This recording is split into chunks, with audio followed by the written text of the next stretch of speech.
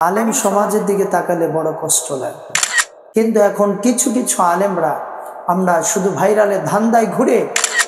আসসালামু আলাইকুম ওয়া রাহমাতুল্লাহি ওয়া বারাকাতুহু।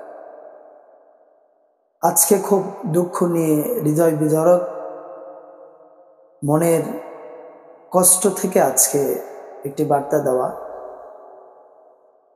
উপর দিকে থুতু নিক্ষেপ করলে নিজের দিকেই আসে। তো আজকে আলেম সমাজের দিকে তাকালে বড় কষ্ট লাগে। আর কষ্ট লাগারই কথা, আনপাবলিকগুলা যাবে কোথায়?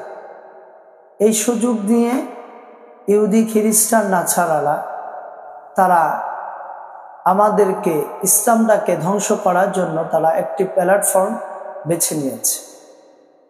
আর কিছু অসাধু মিডিয়া আছে, তারা আলেমদের কিছু কথা কাট করে তারা টাকা ইনকামের জন্য তারা ভিডিওটা জাতির কাছে ওপেন করে দেয়, খোলাসা করে দেয়। দেখা যায় একটা আলেম প্রশ্নবিদ্ধ হয় সেখান থেকে, তখন একটা আলেমকে মানুষ কটু কথা শোনাতে থাকে। যাই হোক, ওই দিকে আমি পড়ে যাচ্ছি। আলেম সমাজ, কিছু আলেম সমাজ এমন হয়ে গিয়েছে, তাদের অন্তরে শুধু ভাইরালের চিন্তা ঢুকে গিয়েছে। আমরা যদি আরো মুরব্বীদের দিকে তাকাই, তারা অনেক সুন্দর, এবং যারা মুরব্বীরা আছেন অনেকেই এখনো বেঁচে আছে, কত সুন্দর তারা ওয়াজ করতেন। তাদের ভিতরে নাই কোনো ভাইরালের চিন্তা ছিল, না কোনো ইউটিউব মিডিয়ায় সে সোশ্যাল মিডিয়ায় মানে ভাইরাল হবে এমন কোনো তার ধান্দা ছিল। তাদের ধান্দা একটাই ছিল, জাতির ভিতরে আল্লাহ রসুলের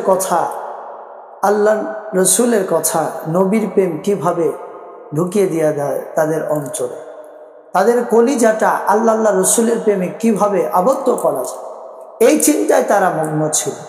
কিন্তু এখন কিছু কিছু আলেমরা আমরা শুধু ভাইরালের ধান্দায় ঘুরে, ওয়াজ তো দূরের কথা, ওয়াজ তো পরের কথা, আমরা শুধু কার গীবত করি, অমুকে কি করেছে, তমুকে কি করেছে, অমুক কি করলো, অমুক কি করলো, এই বিষয় নিয়ে আমরা মাহফিলে, স্টেজ প্রোগ্রামে, আমরা সেমিনারগুলোতে বক্তব্য দিচ্ছি।